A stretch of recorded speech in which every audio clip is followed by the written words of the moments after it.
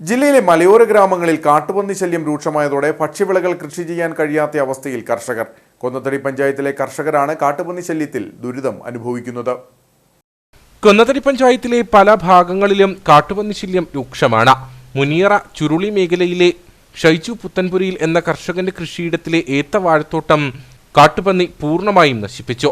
കപ്പ, കാച്ചിൽ, ചേന, ചേമ്പ് എന്നീ കൃഷികൾ നടത്തുവാൻ കഴിയാത്ത സാഹചര്യമാണ് കർഷകർക്ക് ഇപ്പോഴുള്ളത്. ഏലം ഉൾപ്പെടെയുള്ള നാണ്യവിളകളും കാട്ടുമൃഗങ്ങൾ നശിപ്പിച്ചു തുടങ്ങിയ സാഹചര്യത്തിൽ മലയോര മേഖലയിലെ ജീവിതം ദുരിതപൂർണമായിരിക്കുകയാണെന്ന് കർഷകർ പറയുന്നു. ഞങ്ങൾ താമസിക്കുന്നത് മുനിയറ ചുരുളി കൊന്നത്തടി പഞ്ചായത്തിലാണ്.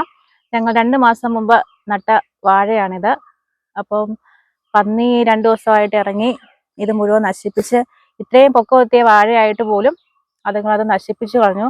അപ്പം പിന്നെ ഞങ്ങൾക്ക് ഒന്നും കൃഷി ചെയ്യാൻ പറ്റാത്ത ഒരവസ്ഥയാണ്.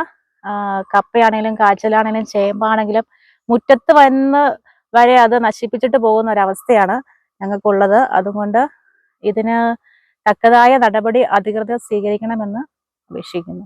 കാട്ടുമൃഗശല്യം ചെറുക്കാൻ സർക്കാർ അടിയന്തര നടപടി സ്വീകരിക്കണമെന്നും അല്ലാത്തപക്ഷം ശക്തമായ സമരപരിപാടികളുമായി മുന്നോട്ടു പോകുമെന്നും പ്രദേശവാസികൾ മുന്നറിയിപ്പ് നൽകി.